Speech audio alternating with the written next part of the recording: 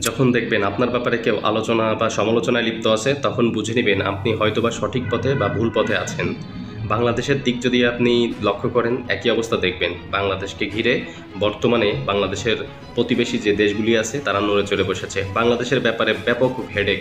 আগে পরে কখনো যে জিনিসগুলি দেখা যায় নাই, বাংলাদেশ কি করছে কি না করছে এ ব্যাপারে শুধু ভারতেরই মাথা ব্যথা ছিল।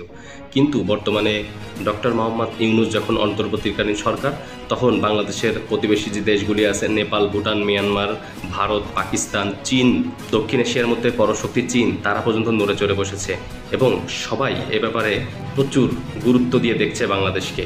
আপনি জানলে অবাক হবেন, বাংলাদেশে কিছু কিছু উদ্যোগ নিয়েছে ডক্টর মোহাম্মদ ইউনূস, যাতে কর্মসংস্থানের ব্যবস্থা হওয়া বাধ্যতামূলক।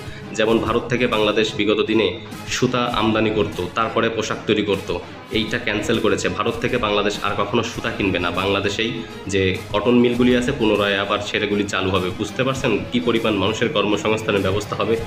এছাড়াও অনেক ভালো ভালো উদ্যোগ নিয়েছে, যেগুলি আগামী দিনে বাংলাদেশের বেকারত্ব অনেকটা লোপ পাবে। অর্থাৎ আপনারা সমালোচনা না করে ডক্টর মোহাম্মদ ইউনূসের পাশে দাঁড়ান। আশা করি সে একটা শৃঙ্খল বাংলাদেশ গড়তে বদ্ধপরিকর, যে সে একটা শৃঙ্খল বাংলাদেশ গড়ে বাংলাদেশকে উপহার দিয়ে যাবে। তার জীবনে যতটুকু সময় বাঁচে সে সর্বোচ্চ চেষ্টা করবে বাংলাদেশকে কিছু দেওয়ার জন্য।